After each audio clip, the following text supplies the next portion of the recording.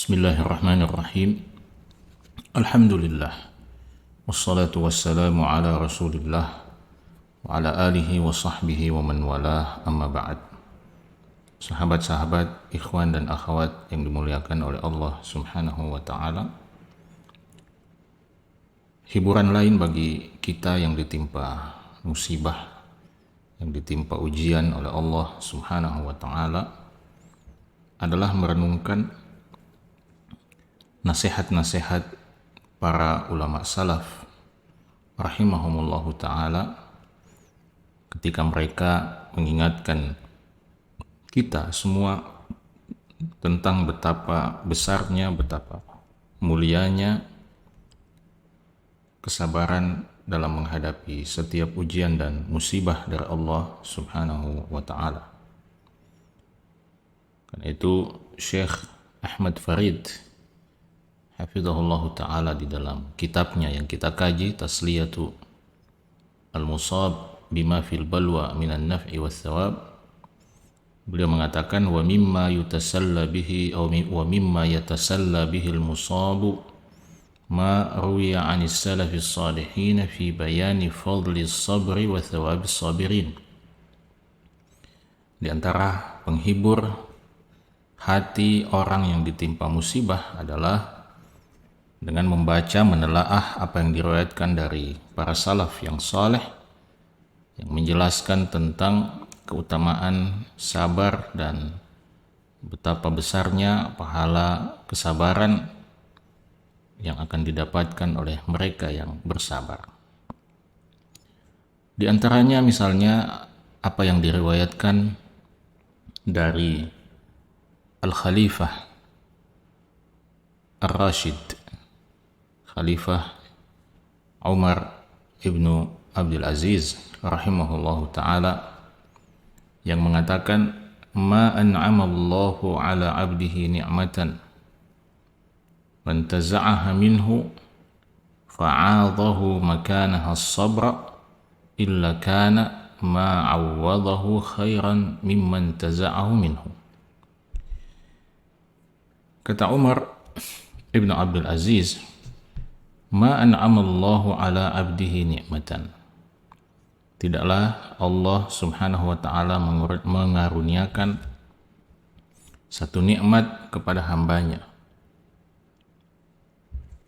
fantaza'aha minhu, kemudian Allah Subhanahu wa ta'ala mengambil atau mencabut nikmat itu dari sang hamba, fa'adahu makanaha sabra, lalu sang hamba kemudian menggantikan posisi nikmat yang diambil oleh Allah Subhanahu wa ta'ala itu dengan kesabaran.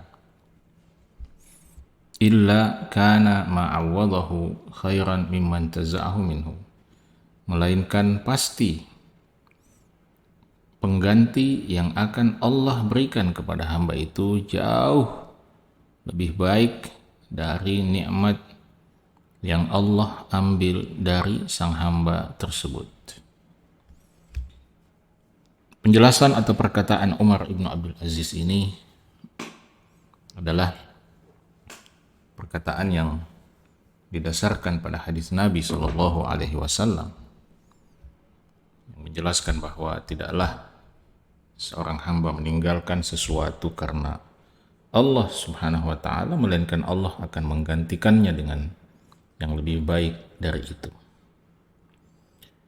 Maka betapa pentingnya kita selalu mengingat pesan Umar bin Abdul Aziz ini. Kita hadirkan dalam diri kita bahwa setiap nikmat yang Allah berikan kepada kita pada hakikatnya adalah ujian yang Allah titipkan kepada kita, yang sangat mungkin Allah Subhanahu wa ta'ala ambil kembali kapanpun dan dengan cara apapun yang Allah inginkan. Bukan karena semata-mata Allah Subhanahu wa ta'ala membenci kita, tidak semestinya seperti itu. Bukan pula karena kita adalah seorang pecundang, tetapi Boleh jadi begitulah cara Allah Subhanahu wa taala untuk menaikkan level kita, dan boleh jadi begitulah proses yang Allah ingin kita jalani, kita lewati, agar kemudian kita layak dan pantas untuk mendapatkan karunia dan nikmat yang lebih besar nilainya dari nikmat yang telah diambil oleh Allah Subhanahu wa taala itu. Maka seperti kata Umar ibn Abdul Aziz rahimahullah, apakah kita siap untuk mengisi ruang kosong dari nikmat yang telah diambil oleh Allah Subhanahu wa taala itu dengan kesabaran?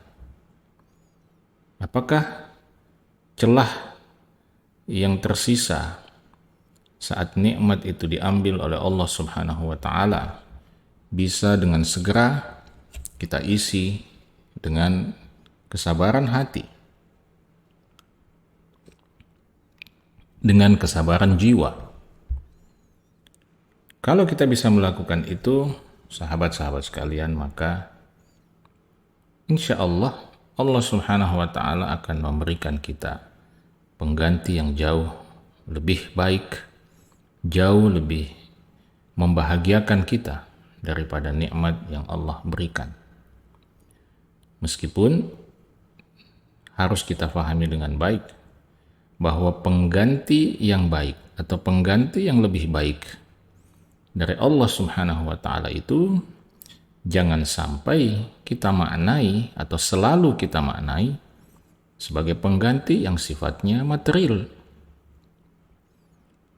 Karena boleh jadi Allah Subhanahu wa taala ketika misalnya Allah mengambil nikmat material dari kita, Allah mengambil harta kita misalnya, Allah membinasakan harta kita misalnya, maka pengganti yang akan Allah siapkan untuk kita tidak semestinya berupa harta juga.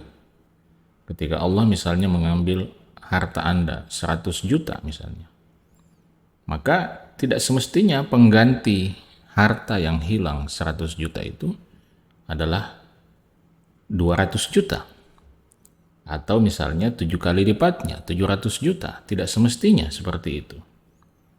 Tapi yang pasti Allah akan memberikan pengganti yang lebih baik.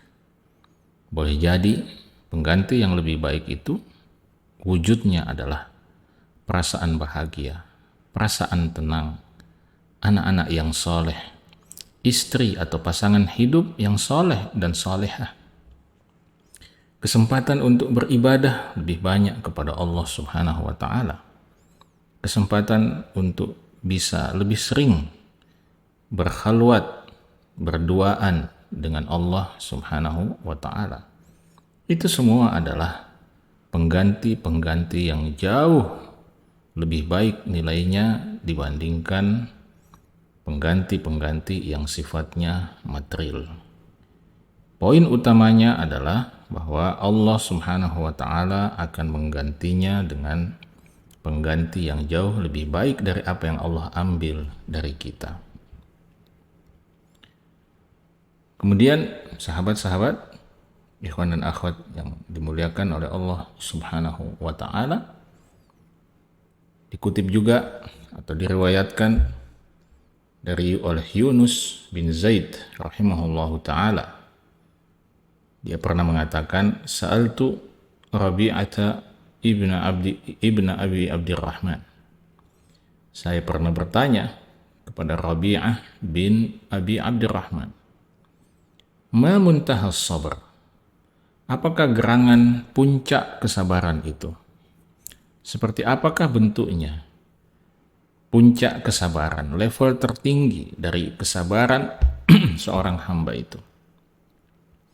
Maka Rabi'ah bin Abi Abdurrahman menjawab, ayyakuna yawma tusibuhul musibah mithla qabla an tusibahu.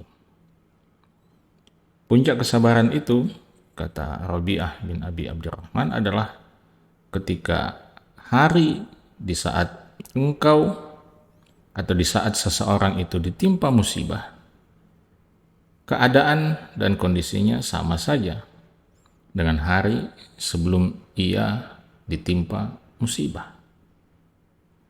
Pikiran dan perasaannya sama saja antara ketika dia belum mendapatkan musibah dengan ketika dia akhirnya ditakdirkan mendapatkan musibah. Itulah puncak kesabaran, level tertinggi sebuah kesabaran menurut Rabi'ah bin Abi Abdurrahman. Ketika kita bisa memandang atau menganggap musibah yang hadir dalam kehidupan kita itu sebagai bagian yang memang akan selalu hadir.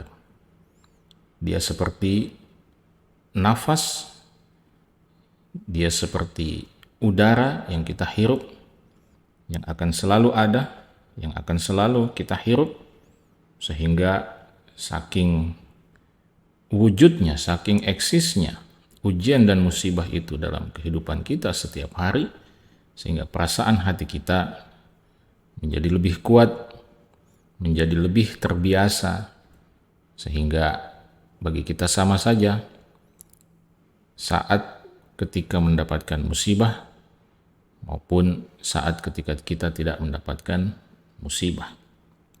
Kenapa?